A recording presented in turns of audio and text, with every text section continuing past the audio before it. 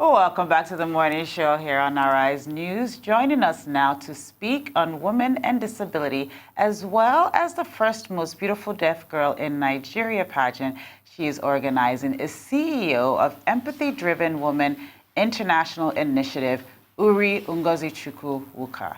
Good morning and welcome to the show. Good morning, and thank you for having me. Uri, such interesting space that you're working in. Very. Yes, right. Very. Working with people with disability is one thing, but you're also working with people, especially women, yes, with disabilities, exactly, and that are being affected. So tell me, what led you to this work? Okay. How did sometimes the work finds you, or you find the work? How did that happen? I think this is a path that found me because I had what I would call an invisible disability. When I gave a TED talk, I talked about disability, and disability basically is something that stops you from doing what other people would normally, like do with ease. And so it was invisible. It was, well, now it probably wouldn't, but then it was an educational disability, because it took me quite a decade, actually, to get into the university. And of course, it came with everything, with discrimination, stigmatization, and all that. And you know that we live in a society that is highly certificated. And so having a university degree is so huge. And if you didn't have it, that was like, you're like a girl that's been raped. And no amount of efforts that you put in, and if you're not getting anything out of it, nobody really wanted to know. One, because you're a girl. Now, if you're a boy, people would normally say, wow, he's so determined. But if you're a girl and then you're pretty, oh my goodness, she's running all over the place with men. So for me, that was huge disability. That was stigmatization again. And so I know what it is, to have a song in your heart and you can't sing. So I really know what it is, to want to run, but you can't run. And I felt that when I had gotten past all that, I just had to tell the story in one way or the other. And the best way that I could identify with women who were living with this kind of disability. Because when you talk about disability, when people see you, all they see is a disability first. So they don't want to know how talented you are. They don't want to know how, like great and all the great things that you can actually offer the society. They just see that disability, and that is exactly what happens when a woman is sitting on a wheelchair. You don't know her strength. You don't know her beauty, her grace, and her intelligence, and what she brings to the table. That because she's living with a disability does not mean she is a liability. So that is, what drove me into it, and that's why I'm here. So let me understand. So I know you work with women with disability. One of the things that the United Nations has talked about is actually so many of the SDGs. The SDGs. We have the SDGs, but also too the UNFPA was actually talking about some of the things the challenges that women with disabilities have. Obviously, sexual violence is one of the things much that aggravated. We deal with. And then also we've talked about, we've seen just the awareness of sexual violence in our society. I mean, 1 out of 4 women talk about being sexually violated in one way or another. How prevalent is this among women with disabilities? I would say that if it's 1 in 4 women living with disabilities, that is just, will I just call it that? Women that have been sexually assaulted. So yes, when it comes to women with disabilities. It's a lot higher. In fact, working with these women, a lot of them are single mothers.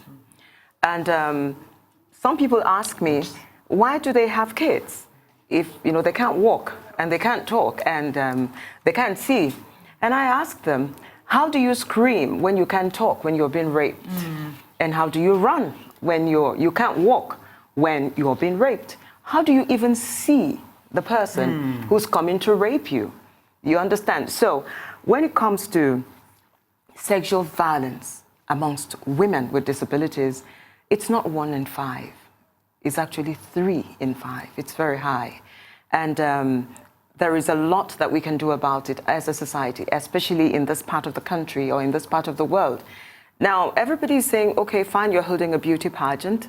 Is that a beauty pageant? Well, if we look at the SDGs, it talks about, SDG goal 10 talks about totally eradicating inequality and then ensuring social inclusion, social participation, and social interaction of all persons living with disabilities. So how are you going to ensure social inclusion? We are already advocating for employability, to make sure that if you have to employ the woman living with a disability, you have to take a lot of things into consideration. One, right, so I know people are at home or watching and they're saying, who is this lovely lady with the crown on her head? So can you tell us more about her and the work and the pageant? The pageant, okay. Now, we are organizing the very first most beautiful deaf girl in Nigeria. But then Miss Deaf World is an international pageant. It's been going on for 19 years. And so this pageant has been going on? Not in Nigeria. Okay. So this is the first, because every year we keep getting invited, but we're never able to go because we didn't have the platform. And so we're just creating that platform. So there's Miss Deaf World, and there's also Miss Deaf International. There's also Miss Deaf Africa. Okay. So who is she, and tell us where she's from? Okay, this is Fumilayo Ogundari, and she's representing Miss Southwest. This is one of our contestants. We have 15 girls coming in from different parts of the country, to vie, for this coveted crown. So I have a question for her. Okay. Why and what motivated her to enter into this pageant?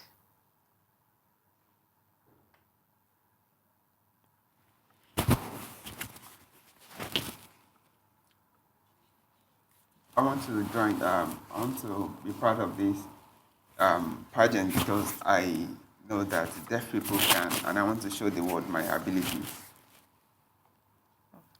Wow. And is this the first time you've had the opportunity to enter into something like this? Yeah, I was involved in last year, Miss Southwest. She is the currently Miss Southwest, and she was involved in the first one that was done in Nigeria. And she emerged as Miss Southwest, wow. Miss Deaf Southwest. Wow. I just want to say thank you to all of you for being here today. Thank you. We have to go live to a new parliament in the UK where Brexit vote is being taken. But I want to say thank you very much for being here. Thank you for having us. Thank you. Thank so you. much.